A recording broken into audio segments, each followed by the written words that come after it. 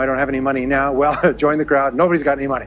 Most people are broke up until their 40s and 50s. So if you're broke today, you're just one of the gang. The only question is, do you stay there? And the answer is no. Now, when I started off in this many years ago, I came from very poor beginnings. I did not graduate from high school. I finished in the half of the class that makes the top half possible. When I left school, I dropped out of high school. I could only get laboring jobs. I was told, by the way, if you don't get a good education, you won't do well in life. Don't get good grades, you won't get a good job. Don't go to college, you won't do well, and so on. And I believed that for a long time until I found there's hundreds of thousands, millions of people who dropped out of high school who went on to become millionaires and billionaires as well. The reason I say that to you, by the way, is don't let it hold you back. Don't let any experience that you've ever had in your life act as a brake on your potential, because there's hundreds of thousands of people who've had it worse than you could ever dream of, who've gone on to accomplish wonderful things. So I worked at laboring jobs for several years. I worked in construction. I worked on farms and ranches. I worked in factories putting nuts on bolts hour after hour. And one day, in a state of frustration, I began asking this question: why is it that some people are more successful than others? Now, in the Bible, there's the line that says, "Seek and ye shall find, for all who seek, findeth. Ask and the door will be open." So I began asking other successful people, what are you doing differently from me? And they told me, and I did it, and I got better results. I got into sales when I could no longer get a laboring job, like many of you. And in sales, I noticed that one of the guys in my company was making 10 times as much as anybody else, and he was selling the same product out of the same office at the same price to the same people under the same conditions, and he was making 10 times as much as anybody else. So I went and asked him, what are you doing differently from me? And he told me, and I did it. Now, what I discovered, which changed my life and which brought us here today, is I discovered the law of cause and effect. The law of cause and effect, sowing and reaping, action and reaction, is the great universal or iron law of the universe. What it says is that everything happens for a reason, is that there are no causeless effects, is that even if we don't know what is causing the effect, we trace it back. It's the basis of the scientific process, of all medical research, of all marketing, of all business, is if you can define an effect that you want, you can trace it back and find somebody who at one time did not have that effect, and then find out what they did, and then do the same things, and you eventually get the same results. We say that success is not an accident. Failure is not an accident. Success leaves tracks. So if you just follow the tracks of other successful people, no matter where you're starting from, you eventually get to the same place that they get. Well, this was a shocker for me, because, and I learned later in psychology, by the way, that one of the two most important things we need to have to be happy and healthy is a sense of control, a feeling that we are in control of our lives, that things are happening for a reason, and a sense of coherence, a feeling that things fit together. Well, when I realized the law of cause and effect explained everything, I got, wow. So in sales, I went to the top of my sales force. I read and I learned, attended courses, and especially I applied what I learned. And then when I got into sales management, I again read the books and took the courses and asked for advice. And when I got into real estate and importation and development and manufacturing and distribution and a whole series of businesses over the years, the first thing I did is I asked, how does it work? How do people succeed in this field? And then I buried myself and immersed myself. I spent hours and hours and hours studying, and then I did what the most successful people did. Interesting point. We say that nature is neutral. In other words, nature doesn't care who you are. It doesn't care if you're tall or short or male or female or black or white, educated or uneducated. Nature doesn't care. All that nature cares is that you do what successful people do. It's like making a recipe. Nature doesn't care. You follow a recipe. If you follow the recipe exactly, you get the dish. Nature doesn't care who's doing it. And that's the wonderful thing about our society. It's basically like justice. It's blind, is nature doesn't care. In fact, there are a lot of people who are not as smart and not as talented as you who are doing vastly better than you, not because they're better, but because they're just following proven success methods. There's nothing that will make you madder than to see somebody who's dumber than you, who's making more money than you, right? Have you had that experience? So what we do is we use proven success methods. We just find out what they are and we do them over and over again. Quick point, nothing works the first time, okay? Please understand that, nothing works the first time. What is the average number of times that a person tries with a new goal before they give up? Can you guess? Well, the average is less than one, because most people give up before they try even once. They say, that's a great goal. I'd love to be financially independent. And then they give up. They don't even try. They say, but I couldn't because of this and because of that and so on. And then they move away to a wonderful place called Someday I'll.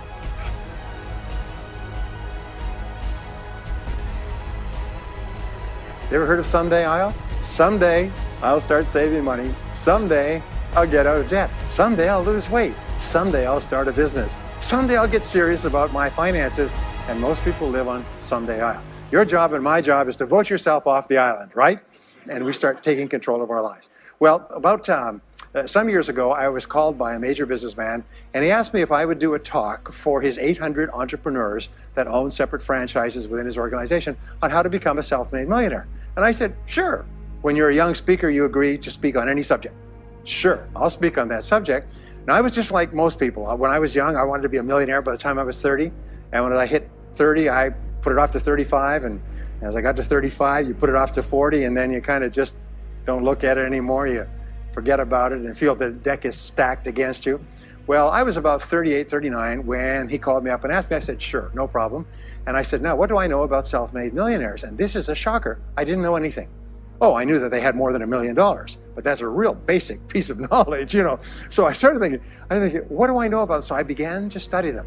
And that's when I found out that they've been studied so thoroughly, is we know everything there is to know about them. They are a source of incredible fascination. And there's 50 years of research. So I began to read the studies and find out where they came from and what they did and how they thought and where they started and the decisions they made and the kind of people they were.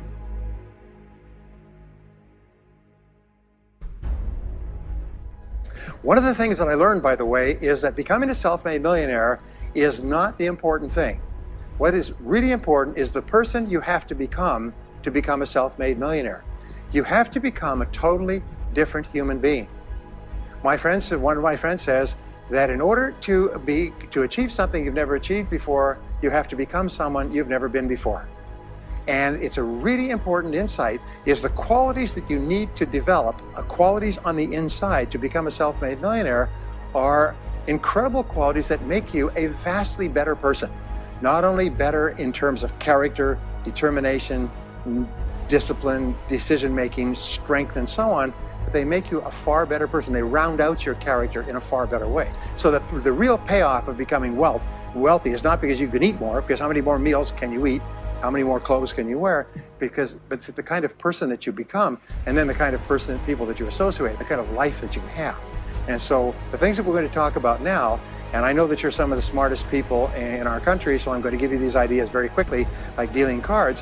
What I found in my research is that there's a series of qualities that self-made millionaires have. If you have these qualities, your success is virtually guaranteed.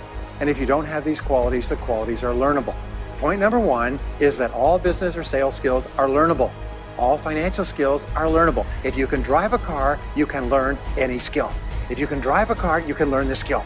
Now, number two is you're probably only one skill away from doubling your income right now. You're probably only one skill away from setting yourself on the road to becoming a self-made millionaire. That turns out to be the case for almost everyone. And if you don't know what that skill is, maybe over the course of the time we spend together, it'll jump out at you. But whatever it is, you've got to find it out and go to work on it, because it is learnable. It's a learnable skill.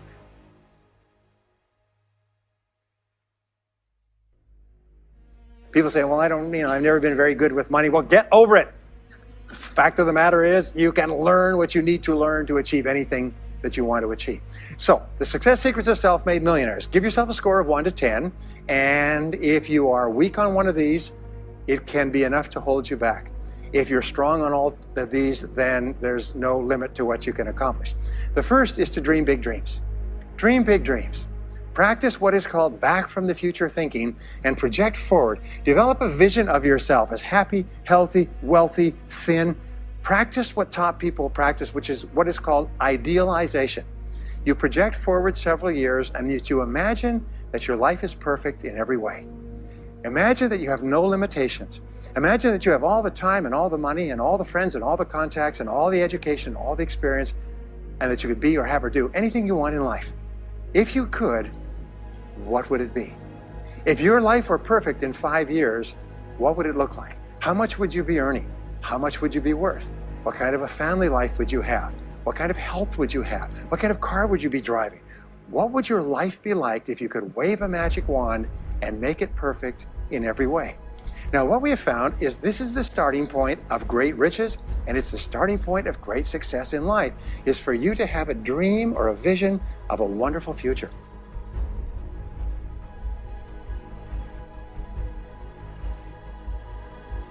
Here's an exercise that we give people in our audiences, is take a sheet of paper and make up what is called a dream list. Now imagine this is kind of like a kid's Christmas list, and that it just allows you to just run wild and just write down everything that you could think of that you could possibly want. I had a friend who I taught this to, and he got so excited about it, he bought a spiral notebook and he began writing, and he'd go through the newspaper, and every single thing he saw in the newspaper that was nice, he wrote it down as a goal. He ended up first time through with 330 goals. With the end of the month, he had 500 things that he wanted. The interesting thing was that his life exploded. He activated the law of attraction, and he began to attract into his life people, circumstances, ideas, resources, insights that began to move him toward the accomplishment of the goals, and began to move the goals toward him. Number 2 is to do what you love to do. Whenever you find people who are really successful in life, they're people who do what they love to do. They love their work. The great rule for success in life is to find something that you love to do and then find a way to make a living doing it. Now, when you find what you love to do, it'll be something that gives you energy, it motivates you, it enthuses you.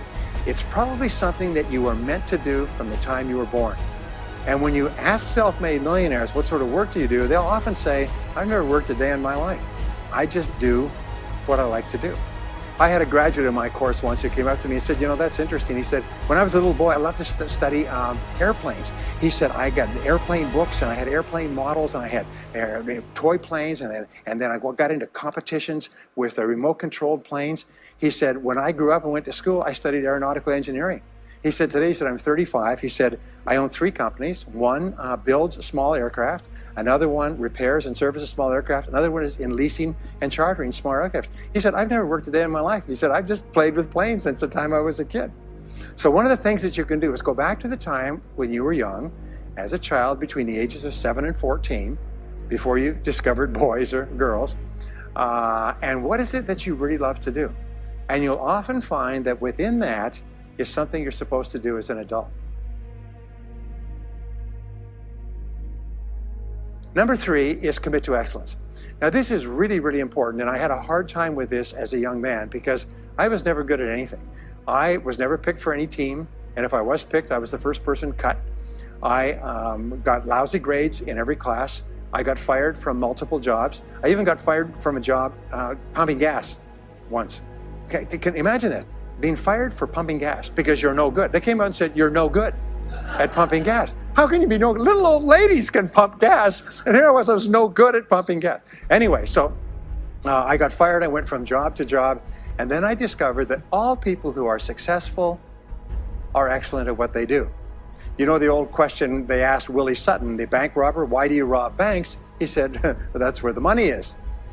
Well, being in the top 10% is where the money is. So what you have to do is you have to pay any price and make any sacrifice to get into the top 10% in your field. Now, here's the good news. If you're doing what you love to do, you will want to be in the top 10% in your field. If you don't want to be excellent at what you're doing, it means you're in the wrong field. It just means that you're marking time, you're treading water. And there's a lot of people who are in their field and they do their job and they go home at night and don't think about their work and so on. And this kind of an attitude means that you have no future.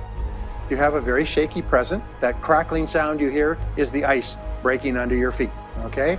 And you have no future, because if you're not doing what you love to do and throwing your whole heart into it, you're just marking time. But everybody is designed so that there is something that you love to do that you can do well. And the fact that you love it means that you probably have the ability to excel at it. So make this decision to get into the top 10%. And let me tell you what changed my life. Here I was struggling in my late 20s, and I learned this. It was a breakthrough thought. Is that everybody's in the top 10% started in the bottom 10%.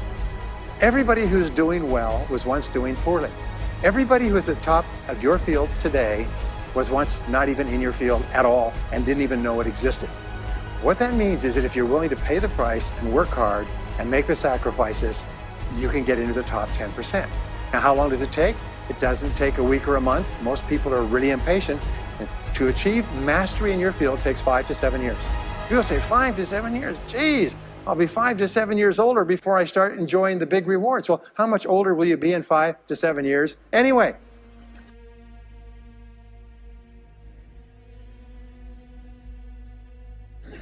Now here's an important point. Are you ready? The time is going to pass anyway. The time is going to pass. 5 to 7 years from now, 5 to 7 years will have passed. The only question is, are you going to be at the top of your field, or are you still going to be down there with the mediocre 80%? And the wonderful thing is this: is nobody's better than you and nobody's smarter than you. If anybody else is at the top of their field, it means that you can be at the top of your field. Just go to them and find out how they got there, because they started at the bottom.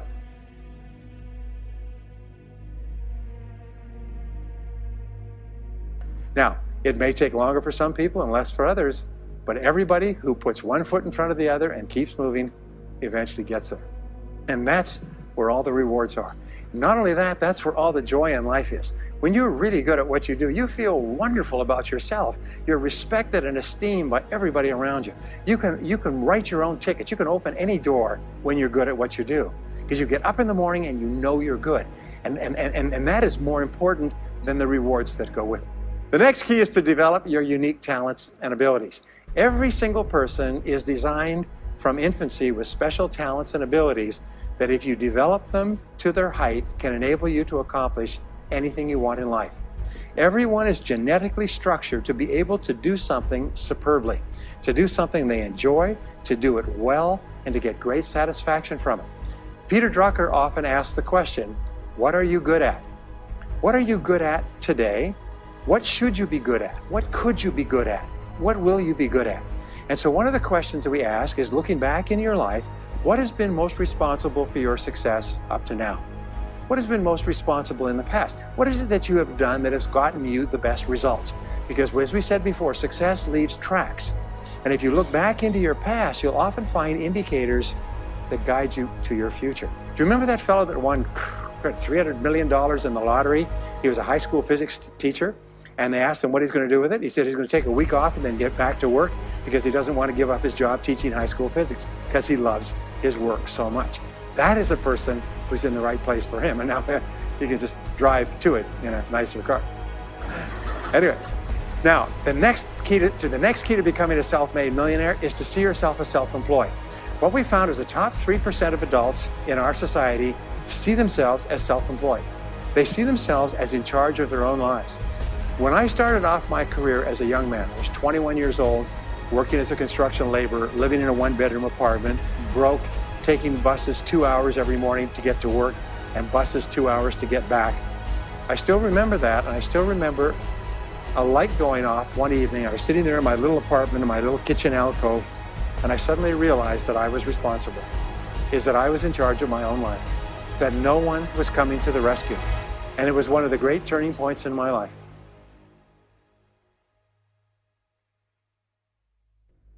So what you find is that all exceptional people are highly responsible people. They look upon themselves as self-employed.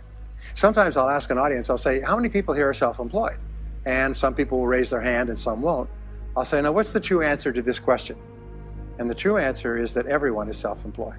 The biggest mistake you can ever make is to ever think you work for anyone else but yourself. Even if someone else signs your paycheck for you all your life, the most valuable people in any organization are the people who treat the company as though it belongs to them. They see everything that happens as affecting them personally. They're not the 9-to-5ers, the no-hopers that say, yeah, well, I go to work, when I'm not at work, I don't think about my work. These people, somebody has told them that's a clever way to think. It's the way losers think.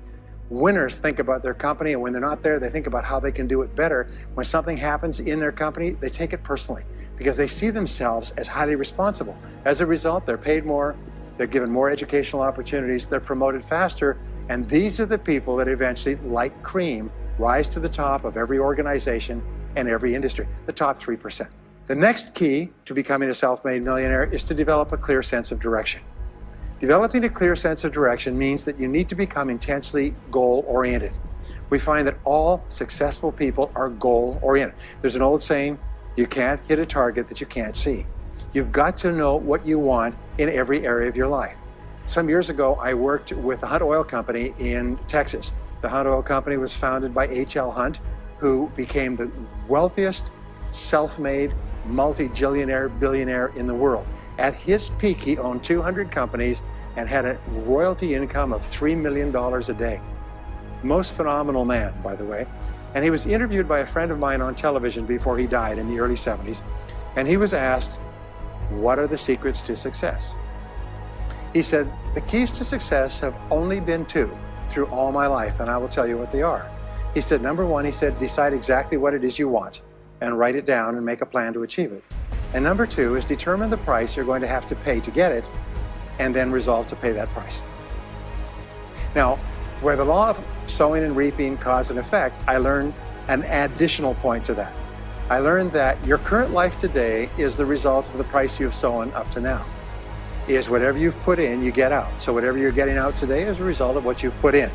If you don't like what you're getting out, what you have to do is you have to put in something different. What I found is this, is that life is always just in the long run.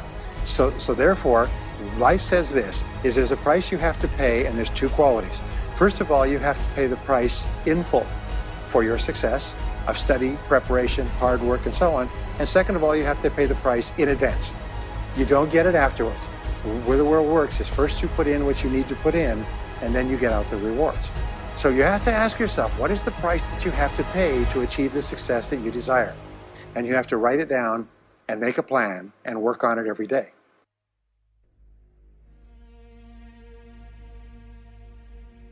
Now let me give you a quick exercise, which is my only take-home or homework exercise for our time together. I want you to take a piece of paper like this and write down 10 goals that you'd like to accomplish in the next 12 months. Write the word goals and today's date at the top of the page.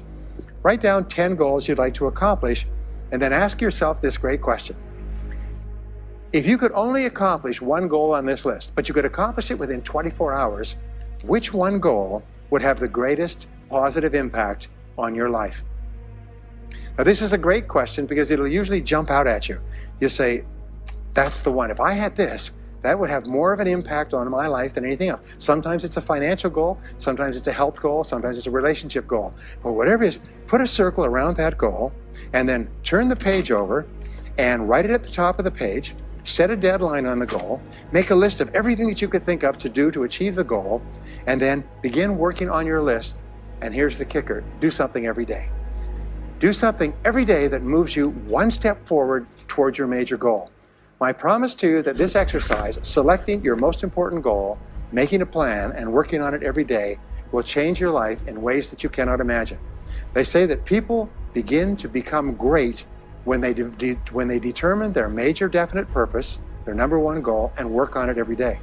It is the secret to becoming a self-made millionaire. It's the secret to great success in life. My promise to you is a week, a month, a year from now, you'll look back and you'll be absolutely staggered at the difference it makes.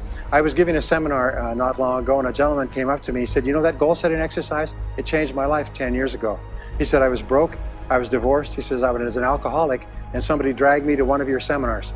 He said, and I did that exercise and I picked my major goal. He said, it changed my life. I said, in what way? He said, today, he said, I'm worth $40 million. I said, wow. He said, yes, and I owe it to that lesson. Next is refuse to consider the possibility of failure.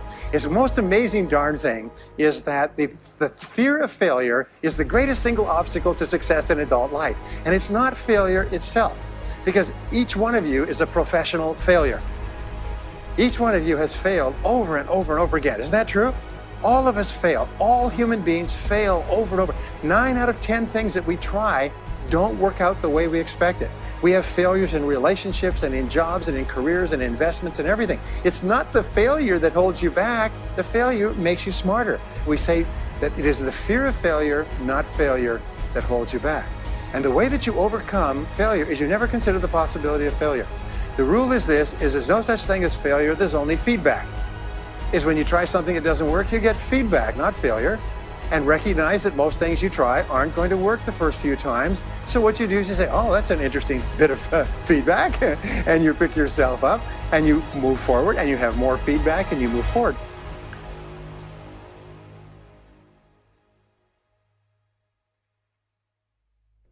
To become a self-made millionaire, you're going to fail over and over again, year after year after year. But your brain has a cybernetic mechanism, which means that times you try something, you get feedback, which makes you smarter. And when you try something else, you get feedback, which makes you smarter. And eventually you reach the point where you're too smart and you stop making mistakes. You start to do more and more things right and fewer things wrong. But you can't get there unless you have experienced the failures. Henry Ford once said that failure is merely an opportunity to more intelligently begin again. Now let me pass on one great rule to you, which has been discovered in interviewing self-made millionaires. Self-made millionaires look into every failure for something good. They say there's got to be something good in this that I can benefit from, and surprise, surprise, they always find it. Second is, self-made millionaires always seek the valuable lesson in every setback or obstacle or temporary failure, and they always find the lesson. Now, what do failures do? Failures whine and cry and think about what they've lost and blame their problems on someone else. Successful people say, what can I learn from this that will make me smarter next time? And my promise to you, those who seek find, is that if you go looking for a valuable lesson in the biggest problem that you're facing today, you'll always find the lesson. Here's another possibility. Your biggest problem today could be the biggest gift that you have ever received, because it may contain within it the lesson that will make you successful. If you stop thinking about what happened and who's to blame, and you start looking for the gift within your problem, sometimes it can transform your life. The next key is to dedicate yourself to lifelong learning. Now, what takes you from rags to riches is personal development, personal and professional development. In the 21st century, as Peter Drucker says, knowledge and skill are the keys to the 21st century. And the only thing that will be relevant, the only skill that will be relevant in the 21st century is the ability to learn new skills, because virtually everything you know is becoming obsolete at a rapid rate. Stephen Covey says that your current knowledge base has a half-life of 2 years, which means that half of everything you know will be irrelevant within 2 years. And 2 years from now, half more. So if you're not continually learning and upgrading your knowledge and skills, you're not staying in the same place. As Pat Riley says, the basketball coach says, if you're not getting better, you're getting worse. If you're not constantly learning, you're actually falling behind. So here are the 3 keys to continuous learning. Number 1 is read in your field 30 to 60 minutes each day. In other words, turn off the television, turn off the radio, put aside the newspaper, and just read in your field. The very best places to read, by the way, are books. Read books, the best-selling books written by the most successful people in your field, because books contain a wealth of riches that can enable you to function at a far higher level, to get much better results than you could before. So read 30 to 60 minutes a day. I've had people tell me, countless people over the years, that reading an hour a day has doubled and tripled their income within a year.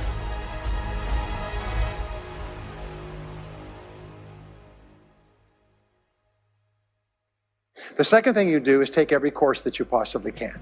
The courses and seminars that are available to you in your field that are given by professionals that are courses that have been developed over years and years and years.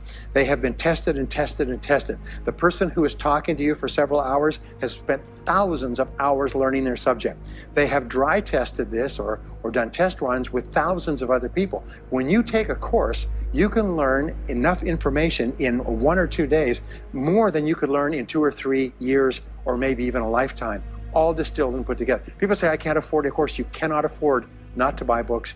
You can't afford not to go to courses. Some years ago, I had a dentist, and he was a very successful dentist. I was recommended to me by a friend.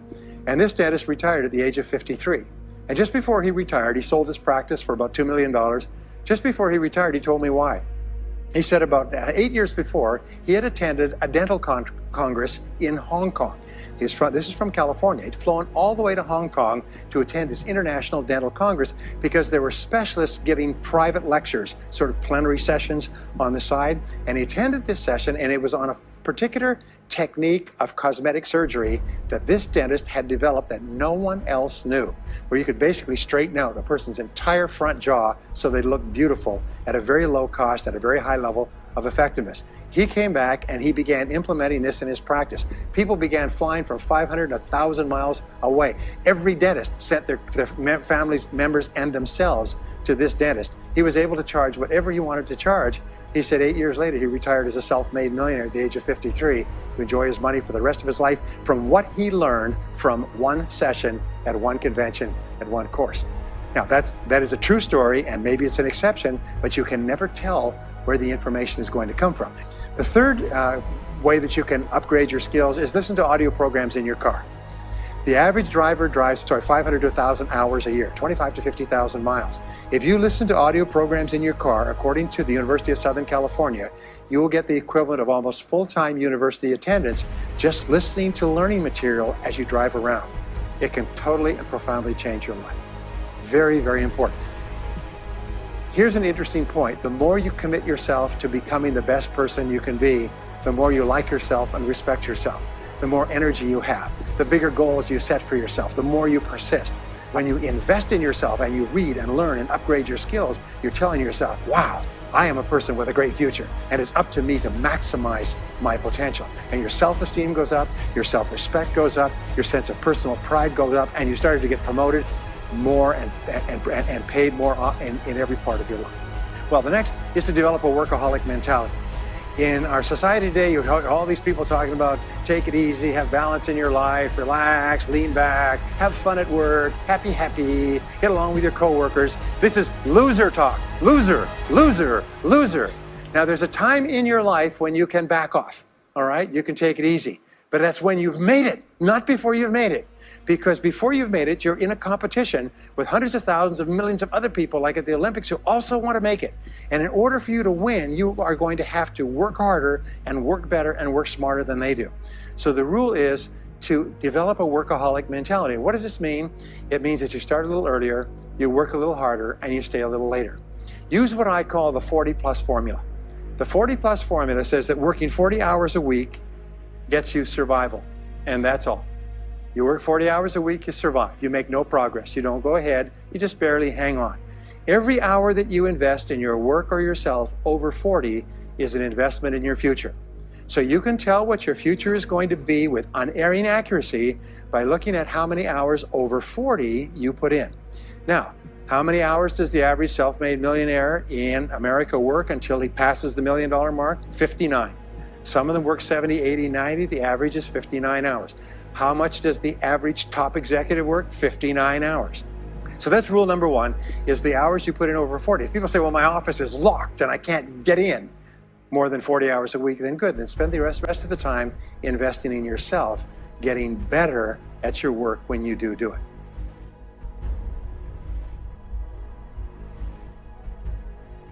Now here's my second principle, and this principle changes your life. It is this, is work all the time you work. When you work, work, don't play. Fully 50% of working time today is wasted, and it's wasted in idle conversation, personal business, family phone calls, surfing the internet, reading the newspaper, drinking coffee, long lunchtimes, coming in late and leaving early. And then the other 50%, you're scrambling because you're behind because you wasted so much time fooling around. Now you start to work and you don't work on high priority tasks. You try to get rid of all the little stuff. So what happens is the big tasks begin to build up like an avalanche overhang, and they cause enormous stress. And you go home at night and you're thinking about this job, I've got to get this project finished, but I can't discipline myself to stop talking to my coworkers. Every time one of them comes in, like automatic, like a conditioned response, it's blah, blah time. Chatter, chatter, chatter, chatter, chatter, chatter, chatter, chatter. No, what you have to do is work all the time you work. If someone comes in and says, hey, you've got a minute to talk, you say, yes, but not now. Why don't we talk after work? Meanwhile, I've got to get back to work. I'll tell you what, why don't you go down the hall and ruin his career? But don't stand here and ruin mine. It's really important. There's a great story of a little girl goes to her mother and says, Mommy, why is it Daddy always brings his briefcase home and he works in the evenings and he works on the weekends and he doesn't spend any time with the family? And she says, well, honey, you have to understand, Daddy can't get all his work done at work, so he has to bring it home. She said, why don't they put him in a slower class? Next key is to get around the right people. This is a key for becoming a self-made millionaire. Get around the right people. Dr. David McClellan at Harvard did studies for 25 years looking into why it is that some people succeeded greatly in life.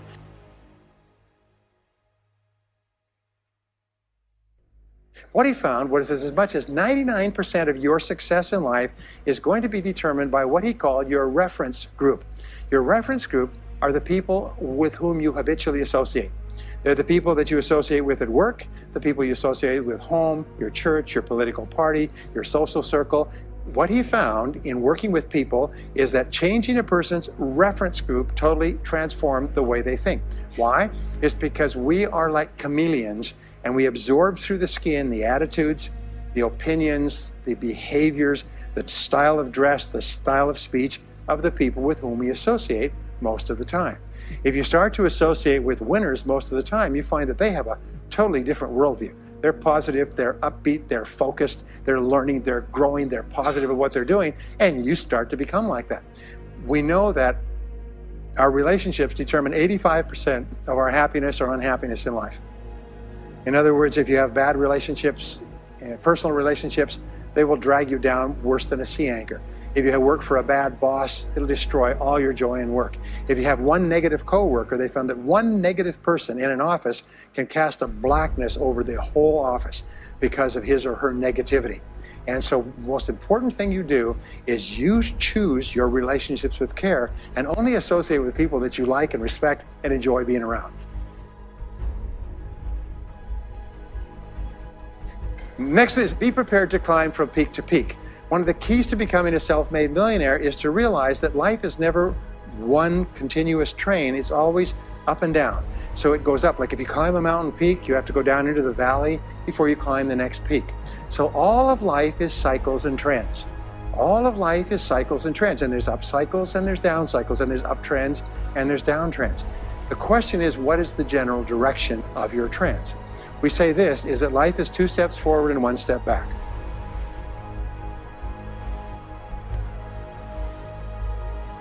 Successful people focus on the 2 steps forward, and then they protect themselves on the downside. They build up cash reserves. They put in stop loss orders on their stock market. They very carefully watch what they're doing. So they try to maintain that 2 steps up, and then make sure that the 1 step back is not so far. And then they want to make sure that this curve is generally upward, so that each time there's a step back, they're still further ahead than they were before. The next one, which is to develop resilience and bounce back. Developing resilience and bouncing back is one of the key qualities of self-made millionaires, because as I said right at the beginning, most things won't work. And this is a very interesting point, is that you're going to be knocked down over and over again. And what we know, as my friend Charlie Jones says, is you have to bounce, don't break. And when things go wrong, bounce.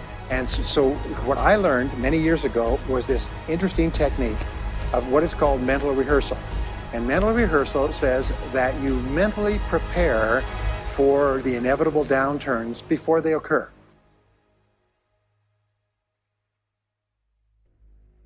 So you say, all right, in the course of life, things are going to go wrong, but when they do, I'm not going to become upset. I'm not going to get mad or angry or anything else. I'm just going to take it and learn from it and pick myself up and keep going. Sometimes I ask this question, does anybody here have any problems? And everybody says, yes, everybody's got problems. Well, here's the rule, is all of life is a continuous series of problems. They never end. The problems just keep on coming, like the waves of the ocean. The only break in this unbroken series of problems will be the occasional crisis. So life will be problem, problem, problem, problem, problem, problem, crisis. Problem, problem, problem, problem, problem, crisis. It's like the waves of the ocean. 6 problems and a crisis, 6 problems and a crisis. Which means that everybody here is either in a crisis right now, has just gotten out of a crisis, or is just about to have a crisis. So what we have found is this, the hallmark of superior people, 30 years of research, is how you respond to a crisis. How you deal with problems and how you respond to a crisis. And what we have found is this, is superior people look for the solution to every problem. They don't allow themselves to become upset and angry. When something goes wrong, they say, okay, what's the solution? And they become intensely solution-oriented. When you have a very intense problem, that stimulates creativity to solve the problem. So what you do is you write and define the problem clearly. If you have a problem, you say, wait a minute, what is my problem?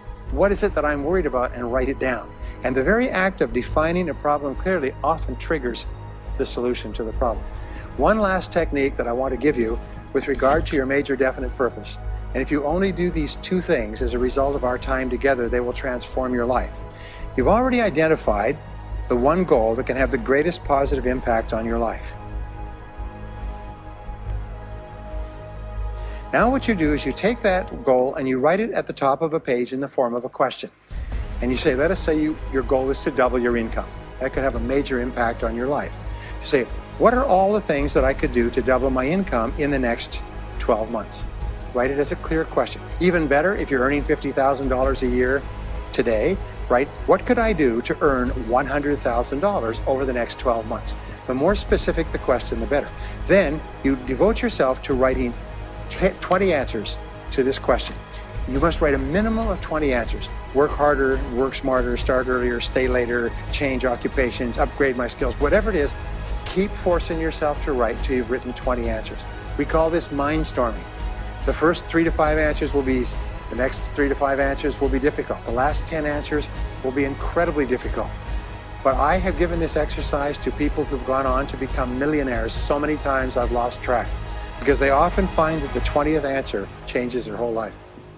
And if you've ever done this once, it's absolutely staggering. More people have become millionaires with this simple idea of mind storming, what I call the 20 idea method, than any other single method of creative thinking ever discovered. Once you've got your 20 answers, pick one answer and take action on it immediately. Once you've got, it doesn't matter what it is, just take one answer and take action on it, and that will keep you thinking and acting creatively all day long. The next key to becoming a self-made millionaire is to become an unshakable optimist. An unshakable optimist means that you think and talk about what you want most of the time. Optimists think and talk about what they want. They look for the good in every situation. They seek the valuable lesson. They're constantly feeding their mind with great ideas, which opens up new perspectives. What I have found is that optimists have 3 wonderful qualities. Number 1 is they learn more things. As a result, they dramatically increase the likelihood that they will learn the right thing at the right time. Number 2 is they try more things, which dramatically increases the likelihood that they'll try the right thing at the right time. And number 3 is they persist. They never give up. Optimists make a decision that once they've decided they're going to become wealthy, they just never stop until they achieve that goal. Now, will they have many setbacks and obstacles and difficulties? Do you know that almost everybody succeeds in a different direction from what they originally intended or from what they originally thought? But they just keep going. Almost like a football player running down the field, running, blocking, changing, moving back, forward, continually, but never loses sight of the goal. So optimists learn more things, try more things, and persist longer.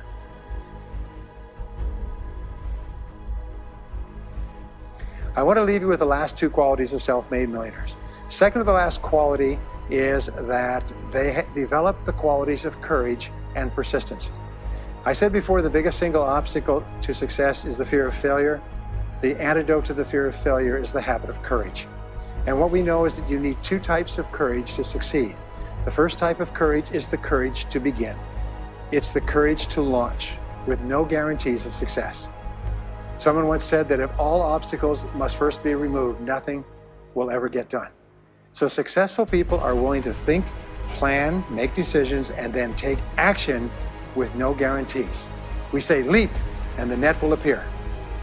Take action with no guarantees and then learn. The second part of courage is the courage to endure. It's the courage to persist. It's the courage to keep on keeping on. It's to make the decision in advance that you will never give up. No matter what happens, you will never give up. You will get knocked down over and over again, but you'll never give up. And the interesting thing is when you make that decision in advance, you'll find yourself continually bouncing back. So courage means the courage to begin and the courage to endure. And the final quality of self-made millionaires, and Napoleon Hill called this the master key to riches. After studying 500 of the richest people in American history, he said it's the quality of self-discipline.